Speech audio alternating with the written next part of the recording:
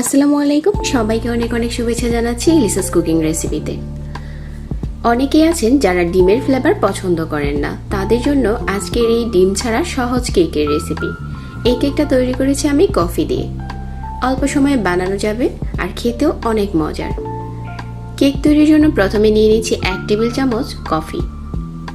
তারপর এখানে দিয়ে দিচ্ছি 1/4 কাপ চিনি, পরিমাণ মতো দিয়ে দিচ্ছি লবণ, আর এখানে 1/4 কাপ দিয়ে দিচ্ছি পানি। এখন এই উপকরণগুলোকে খুব ভালো করে একসাথে মিশিয়ে নিতে হবে। একটা হ্যান্ড উইক্স দিয়ে মিশিয়ে নিচ্ছি, আর মেশাতে মেশাতে দেখা যাবে যে কফির কালারটা চেঞ্জ হতে শুরু করছে। আমি কিন্তু এখানে নাড়াটা বন্ধ করছি না, অনবরত নেড়ে যাচ্ছি।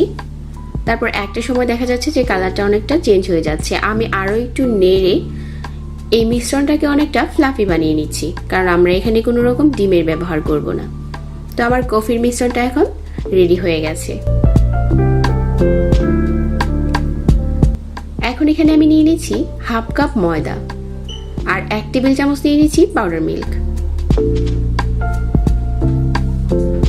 আর 1/2 চা চামচ দিয়ে দিচ্ছি বেকিং পাউডার। তারপর শুকনো উপকরণগুলো চেলে মিশিয়ে নিচ্ছি।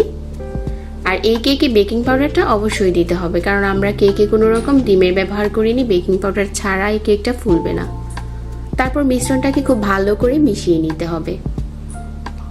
মেশাতে মেশাতে দেখা যাবে যে মিশ্রণটা অনেকটা আঠালো আর গাঢ় ভাব হয়ে গেছে। ওই পর্যায়ে হচ্ছে একটা সাইডে রেখে দিচ্ছি। আর এখানে আমি নিয়েছি একটা নর্মাল মল, তারপর একটা কাগজ কেটে তেল ব্রাশ করে নিয়েছি, আর এই কাগজটা বিছিয়ে দিয়েছি। আর এখানে কিন্তু আমি কোনো বাটার পেপার দিইনি, নর্মাল যে কাগজ আছে ওগুলো দিয়েছি। তারপর বাটিটাকে চুলায় বসিয়ে দিলাম, আর এই চুলাতে রেখে বেক করব 20 মিনিটের মতো।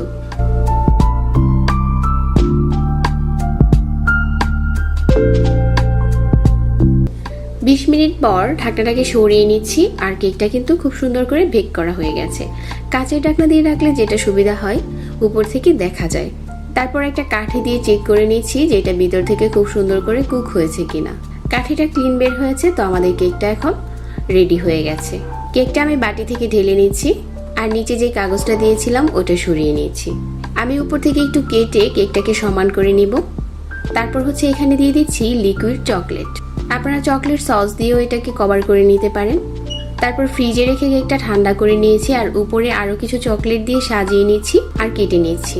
অল্প সময়ে এই কেকটা তৈরি করতে পারেন, ভিতর থেকেও কেকটা খুবই সফট হয়েছে। তো আশা করছি আমার আজকের এই কফি কেকের রেসিপি ভালো লেগেছে সবার কাছে।